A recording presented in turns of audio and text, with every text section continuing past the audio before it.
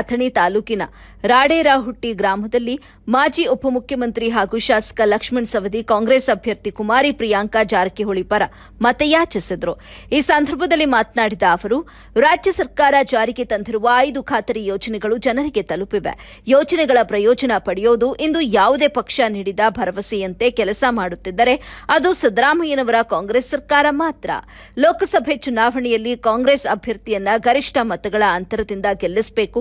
ಮೋದಿಯವರ ಯಾವುದೇ ಯೋಜನೆ ಸಾರ್ವಜನಿಕರಿಗೆ ತಲುಪಿಲ್ಲ. ಹೀಗಾಗಿ ಮನಸ್ಸಿಗೆ ಬಂದಂತೆ ಹೇಳುತ್ತಿದ್ದಾರೆ, ಸೋಲಿನ ಭೀತಿಯಲ್ಲಿದ್ದಾರೆ ಅಂತ ಹೇಳಿದ್ರು. ಈ ಸಂದರ್ಭದಲ್ಲಿ ಸದಾಶಿವ ಬುಟಾಳಿ, ಬಸಪ್ಪ ಖೋತ್, ಸುಶೀಲಾ ಕುಮಾರ್ ಪತ್ತಾರ, ಡಿಬಿ ಟಕ್ಕಣ್ಣವರ, ಅಶೋಕ ನಾಯಕ್, ನಿಂಗಪ್ಪ ಖೋತ್, ಖಾಕಾಸಾಬ್ ಖೋತ್, ಮುರುಗೆಪ್ಪ ಭಾವಿ, ಕುಮಾರ ಗಲಗಲಿ, ಮಹದೇವ ಗಲಗಲಿ, ಬಿಬಿ ಬಿಸ್ಲಾಪುರ, ಬಸು ಚೆನ್ನಾಪುರ, ಶ್ರೀಶೈಲ್ ಗಸ್ತಿ, ಬಾಬು ಹುಲ್ಯಾಳ್ ಉಪಸ್ಥಿತರಿದ್ದರು. ವರದಿ ರಂಜಾನ್ ಮುಜಾವರ್, ಎಬಿ ನ್ಯೂಸ್ ಸಂಸ್ಥಾಪಕರು, ಅಥಣಿ.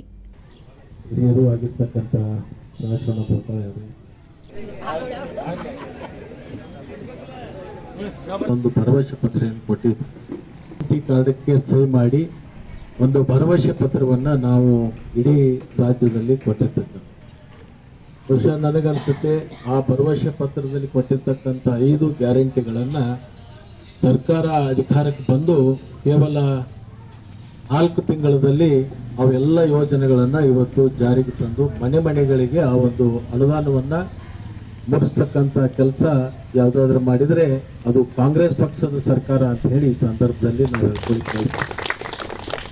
ಪ್ರತಿ ತಿಂಗಳಿಗೆ ಹೆಣ್ಣು ಮಕ್ಕಳಿಗೆ ಇಂತಹ ತುಟ್ಟಿಯ ವರ್ತಮಾನದಲ್ಲಿ ತಮ್ಮ ಸಂಸಾರವನ್ನು ನಿರ್ವಹಣೆ ಮಾಡ್ತಕ್ಕಂಥ ಸಂದರ್ಭದಲ್ಲಿ ಏನು ತೊಂದರೆ ಆಗ್ತಿತ್ತು, ಇವತ್ತು ಡೀಸೆಲು, ಪೆಟ್ರೋಲು, ಎಣ್ಣೆಕಾಳು, ದವಸ ಧಾನ್ಯ ಪ್ರತಿಯೊಂದು ವಸ್ತುಗಳ ಗಗನಕ್ಕೇರುವಂಥ ಸಂದರ್ಭದಲ್ಲಿ ಅಂಥ ಬಡವರಿಗೆ ಅನುಕೂಲ ಆಗಲಿ ಅಂತಕ್ಕಂಥ ಒಂದು ವಿಚಾರವನ್ನು ಇಟ್ಕೊಂಡು ಗೃಹಲಕ್ಷ್ಮಿ ಅಂತಕ್ಕಂಥ ಯೋಜನೆಯನ್ನು ಜಾರಿಗೆ ತಂದು